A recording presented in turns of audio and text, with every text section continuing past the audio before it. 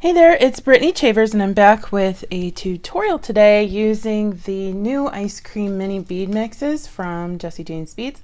My favorite one, I think, out of all 9 is cookie dough.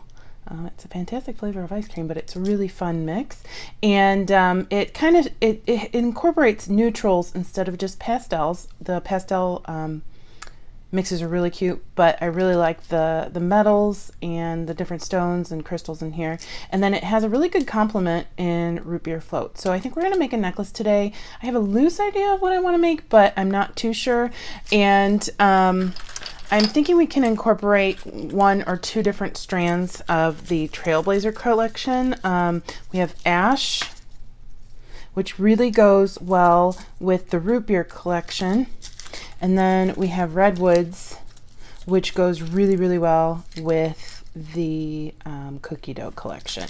So the one that I really that really caught my eye together was the root beer, even though I really love the cookie dough the most. We're going to try and work that in a little bit later. We might make a bracelet with that. I'm not 100% sure.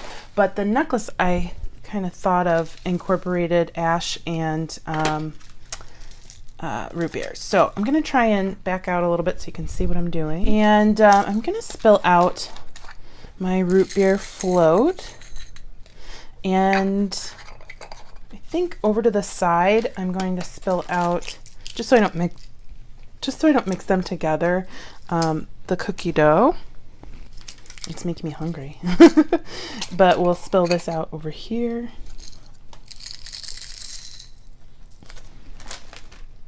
They're very complementary of each other. They have similar colors.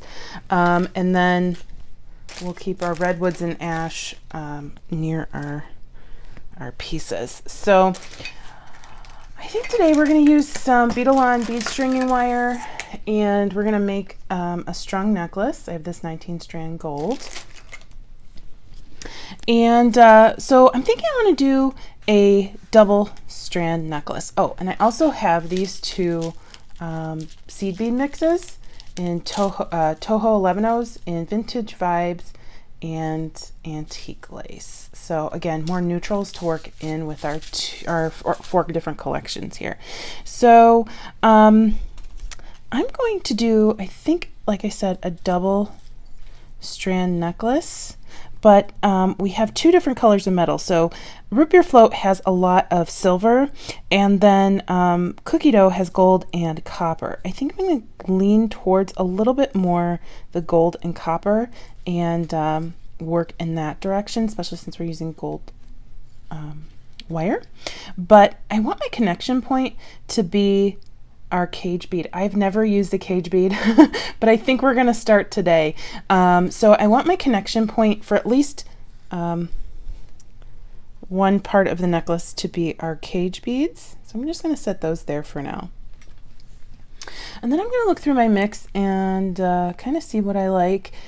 We are going to have multi metals in here, mixed metals, because each strand also has mixed metals. So this has antique brass and some silver hishis, and then redwood has copper and antique brass. So by starting off with knowing we're going to have mixed metals, it's going to make our job a little bit easier. So I'm going to pick out of the mix the beads that I absolutely want to incorporate. And we're going to set these aside for now because those aren't going to be the focal. So the beads that I'm seeing right off the bat that I need to incorporate are these lovely matte crystals. They're a nice brown gray. These frosted glass beads. And then we have some almost like mermaid glass beads. They have a flash in them. And I'm just picking them out so I can go back to them pretty easily when we start our pattern. And then I like these. These are actually acrylic, but they look almost like a gemstone or a wood with that with the stripes in them. So I'm going to set those to the side as well. I really like this green glass, but I don't know if we're going to make it into the necklace with it because of the shape, but I'll set that to the side just for a moment. And these are pretty interesting. Normally with this shape bead, you would expect the hole to go up and down like that, but it's going like this. So we definitely want to incorporate those into our necklace.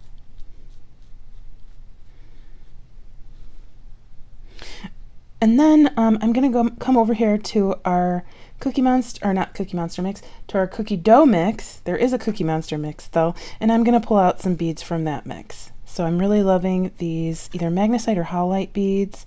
I'm seeing a couple pearls that are really nice. More howlite.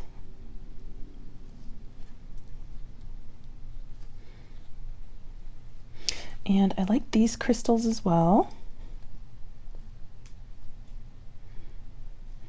And I'm not sure if I want to get something that sparkly in there, especially if we have these guys, but I'm going to put them to the side for just a moment.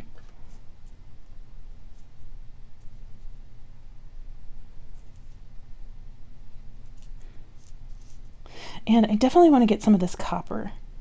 We have some copper crystal rondelle spacers, and we have four copper bead caps that we're going to work into the necklace as well.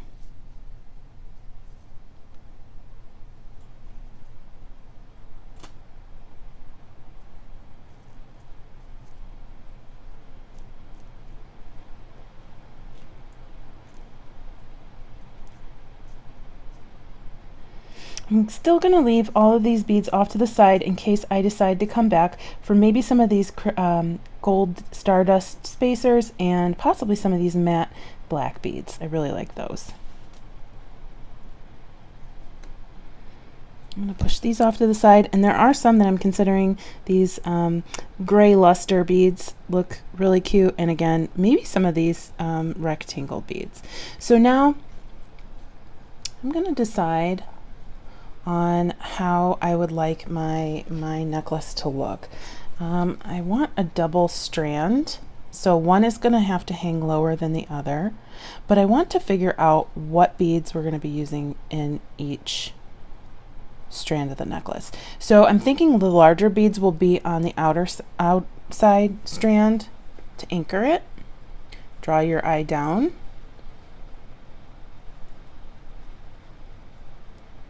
Liking these for the inside strand.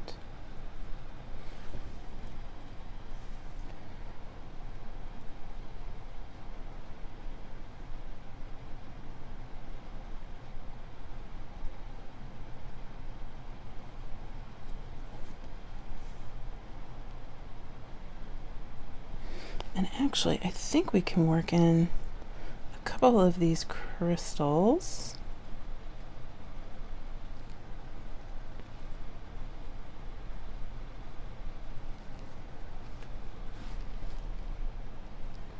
And we'll use some head pins to make those into dangles. And actually, we'll move those towards the middle a little bit. And since I really wanted to work these green beads in, we'll move the smaller greens towards the outside.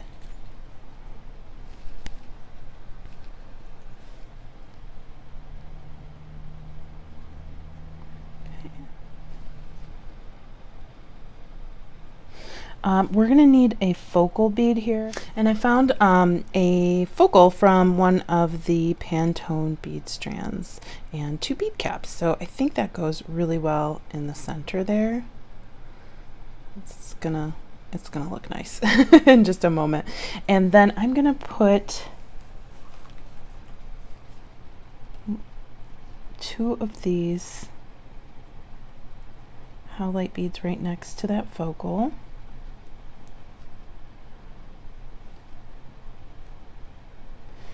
And then I'm going to work them in the rest of this strand.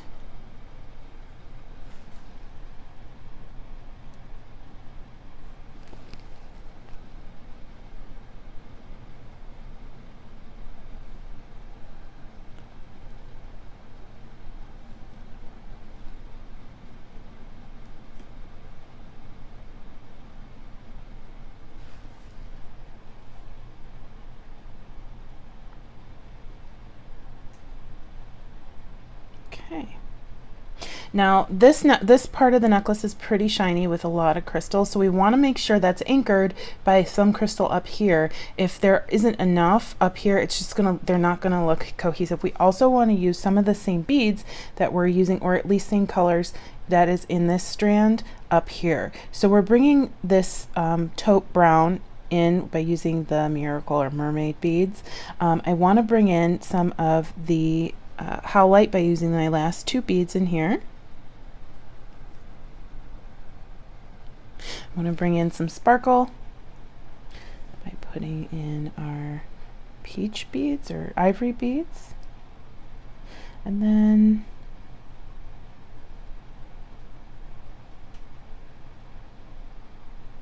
I think I will bring a little bit of glitz right here.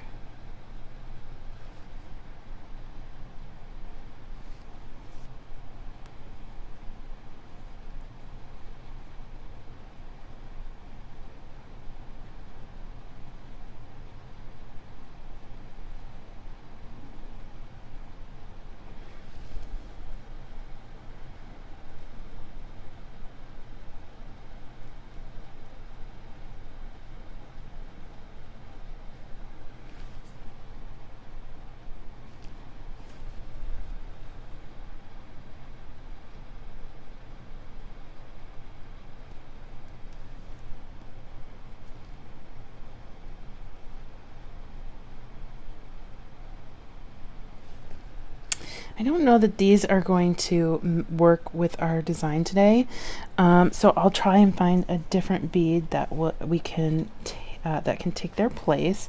We're gonna put these in.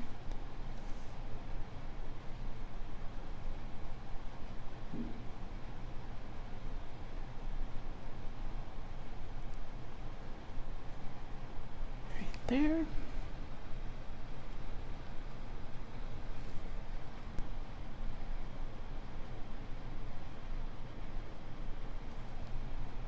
And I want to pepper in some of my copper to bring a little bit more sparkle in there. Two.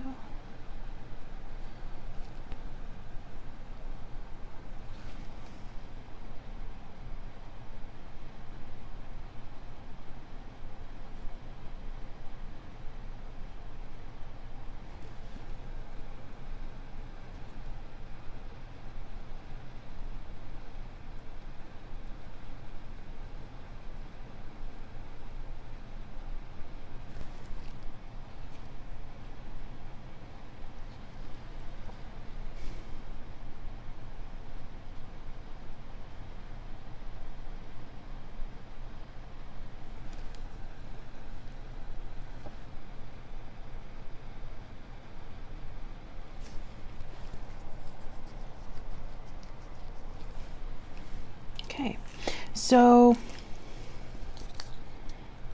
I'm looking for a bead that won't take away from this large bead in the middle, but will sit really nicely in the middle there.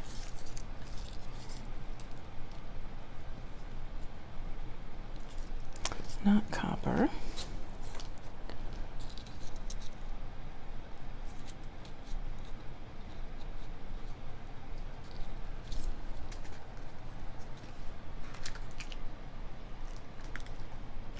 I actually think that would look really nice there. Or we can just put a rondelle, or I'm sorry, a crystal spacer on either side of this. And that guy can be in the middle. I'm going to take these two and move them somewhere else in the necklace.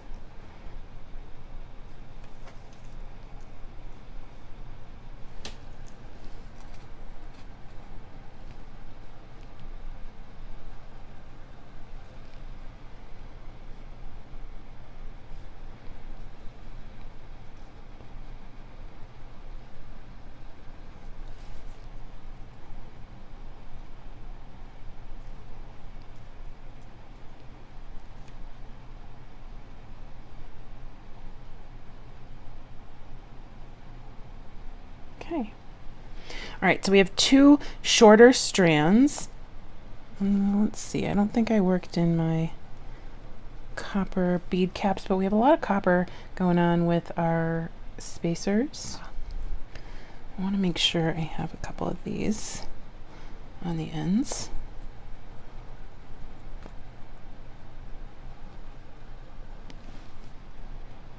Go.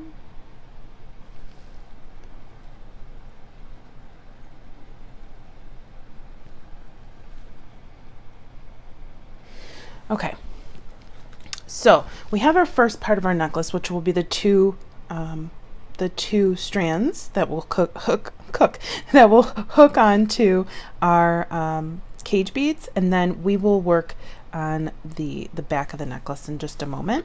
I was going to use some seed beads to create a loop onto our cage bead. I'm just trying to decide which color I want to use. I'm thinking we're going to go with this the darkest cream.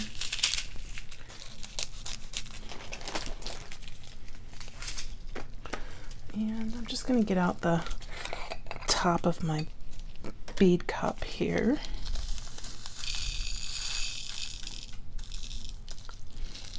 Okay. And I'm just going to start. So I have a pre-cut length of wire, and it's not very long. It actually is pretty long, but we're not going to use all of it. And the first thing that I'm going to do is grab some seed beads and load them onto my wire.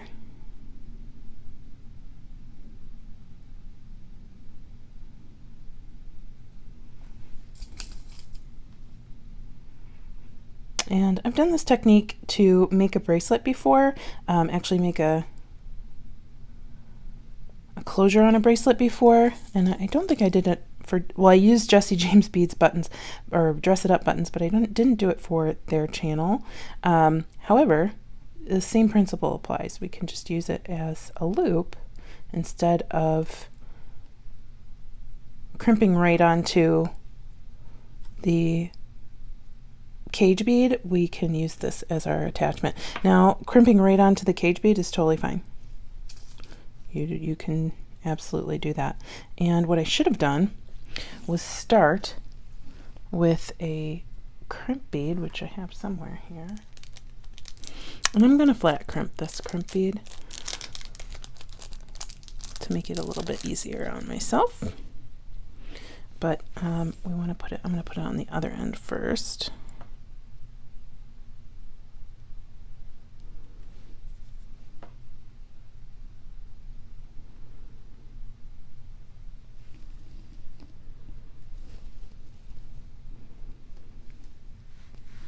Okay, I'm going to load on a few more of these.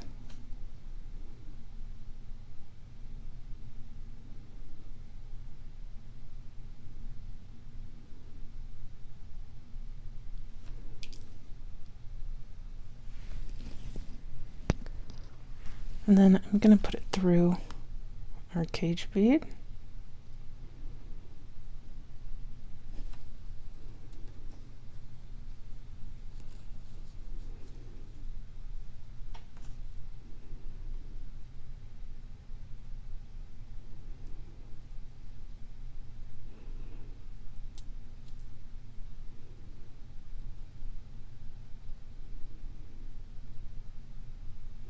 And then I'm going to put it down, back down through our crimp bead. Move that up a little bit.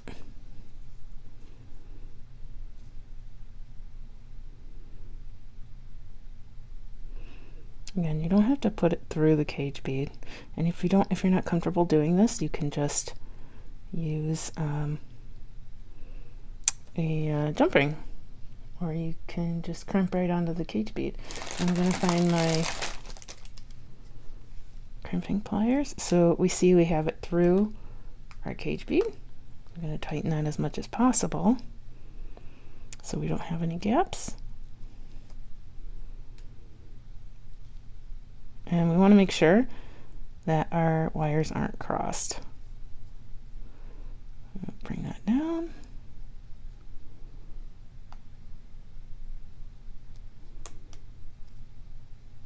and flat crimp. So there we go. There's our attachment onto our crimp bead. Isn't that cool? Or onto our cage bead. So that is one strand. Now that I'm looking at it, it's probably not going to work for both strands, but we'll figure it out when we get there. So I am going to go ahead and grab some head pins, and I'm going to make some charms out of our teardrop beads. I'm just going to do that by creating a simple loop, making sure that my head pin is large enough to not go through the bead.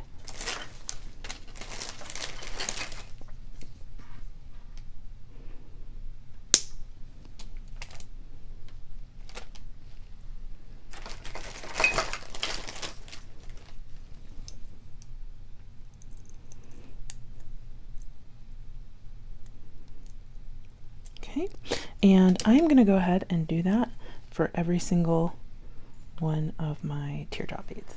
Okay, I also went ahead and put a jump ring on each one of our drops, like that. Now I'm going to string our longer section of the necklace.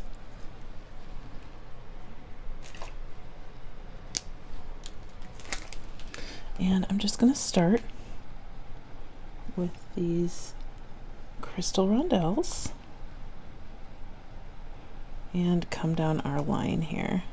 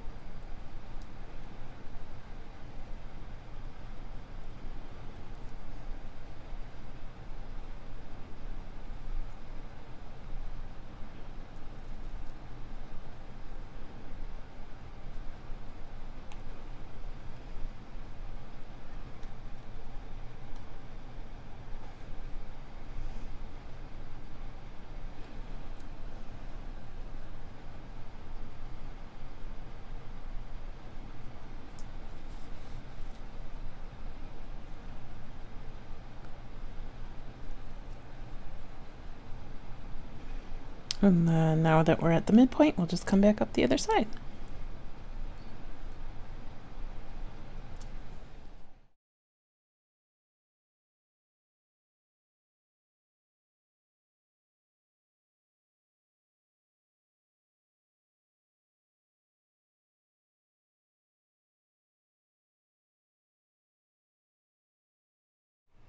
Okay, so our first piece is strung. I am just going to trim our wires. I'm going to get there in there as closely as possible without trimming your main wire. And we'll come into this one. There we go. And that's just a really pretty focal for just a one strand necklace. We could just leave it like that if we really wanted to.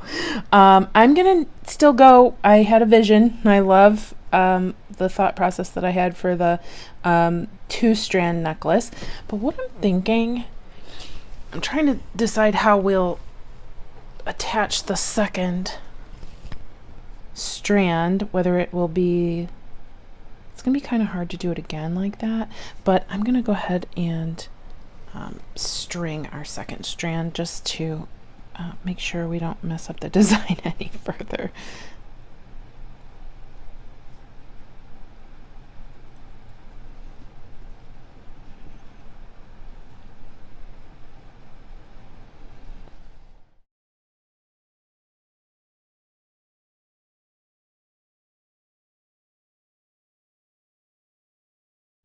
Okay, so I went into my stash and I got 2 more cage beads, and I did the second strand exactly like I did the first. Okay, and I ended up adding some crimp covers to the strand because there was a little bit of gap showing, and that's a great way to eat up some space on your necklace if the crimp didn't go as well as planned, or if there's just some extra space. So I'm going to connect this cage bead to this cage bead by using a jump ring.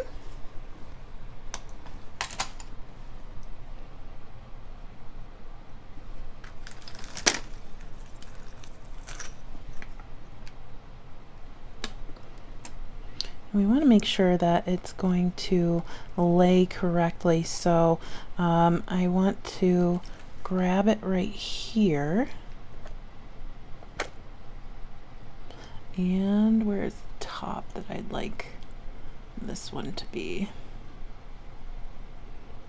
Right there. And we're going to connect those two together, being very careful that they don't come apart. Okay, there we go.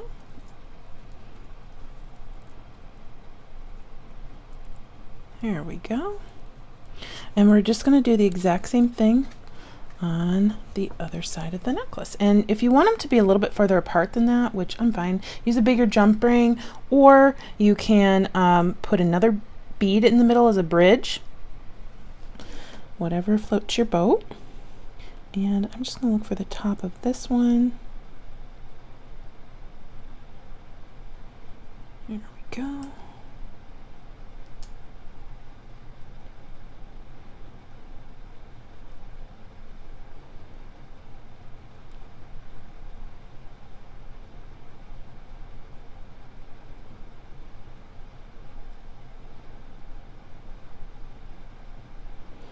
And where I'd like this one to hook on is right there. Okay, so here is our first part of our necklace. It's taken us a while, but I think it's super cute, and I haven't done anything like this before. So what we're going to do next is connect the back of the necklace to the front of the necklace. So get that a little straightened out. There we go. Get that straightened out.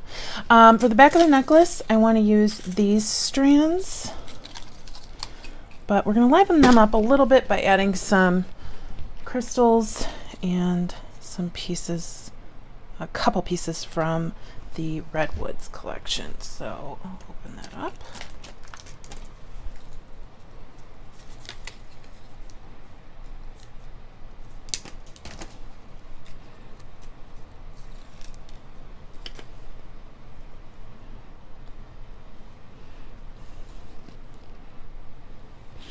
I'm just going to do one side at a time. Let's see.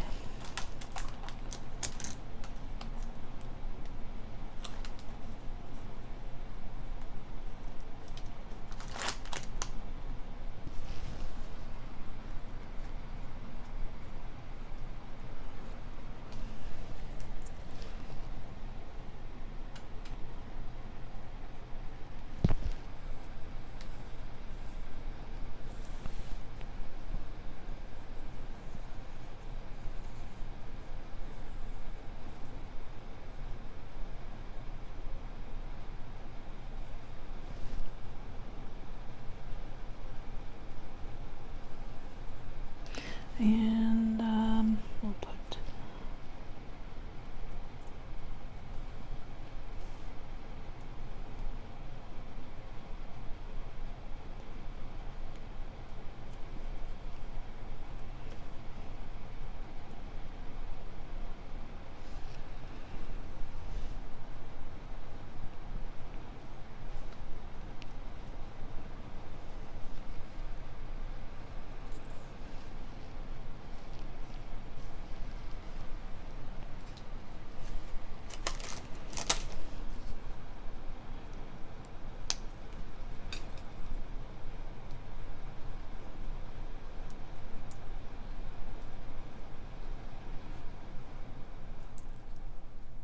Okay, so I'm going to grab my bead stringing wire,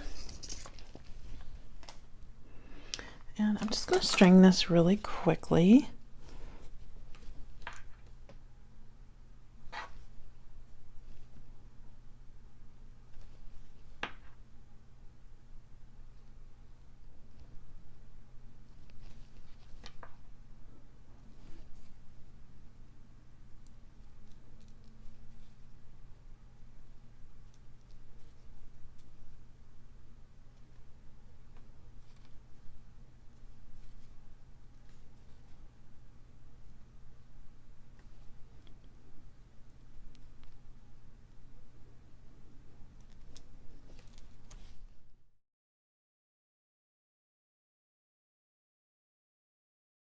Okay, so I've put a jump ring at the top of each one of my top cage beads, and I am just going to string directly onto that jump ring, making sure that it's completely closed because we don't want to have any issues. I'm going to go right back down through my crimp bead,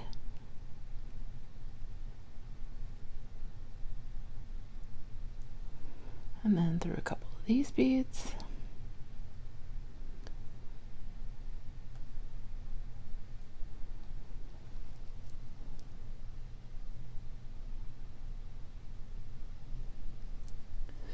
And you can folded crimp here or flat crimp, whatever's easier, since these are pretty hard to see with all that's going on with this necklace. I'm just going to flat crimp. You can cover them with crimp beads like I did on the second strand too, or crimp covers I should say. And then you just want to make sure that your wires aren't crossed when you flat crimp, like that. And then I will do the exact same thing on the other side. Then I'm going to crimp the other side to a clasp.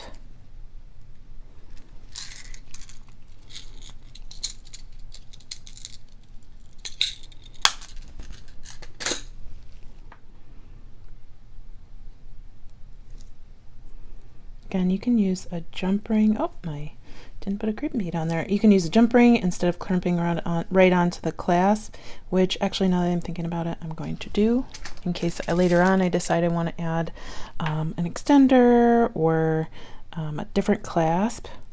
It'll be easier to change out if this is onto a jump ring and not the clasp itself. And then I'll use another jump ring to hook the clasp to the strand. That way I don't have to open this jump ring that's perfectly closed, and we won't have an issue with our jump ring, our stringing wire coming through our jump ring.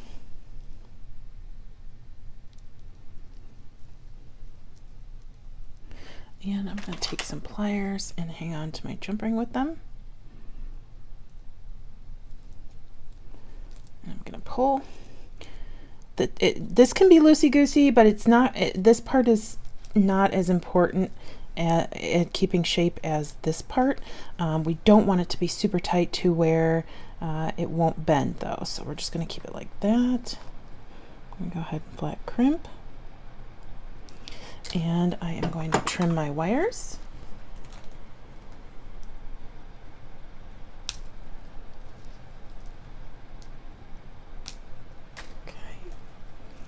So there's the back of our necklace, and I'll show you what everything looks like in just a minute. I know it can get a little confusing looking at it like this, but it's coming together. It's coming together. I'm going to bead the other side, and then we'll show the finished product. Okay, I think we nailed it. This was a fun necklace for me to create, and it got me out of my comfort zone by trying a different attachment than I normally do. And I got to use some cage beads, which I hadn't thought of a use of outside of earrings before. So here, let me pull this up for you to see. We have our beautiful double strand necklace. I did try it on, and it was the perfect length. And let's get this stuff out of here. We used 4 different bead collections. We used ash, redwood, the Redwoods for the Trailblazer collections, and then we used root beer and cookie dough for the ice cream collections to come up with a really fun neutral necklace with some bling and a couple different kinds of connections. I like it. Let me know what you think. Thanks so much for watching. Thanks to Jessie Jane's Beads, as always, for having me. I'm going to see if it looks better on a different background here. You can see more of my tutorials on Turquoise.Street on YouTube or in my bead group at Brittany's Beads on Facebook. Thank you so much for watching. I had so much fun. I had a blast putting this together, and I hope you liked it. Stay tuned for some pictures of it, and have a good day. Bye-bye.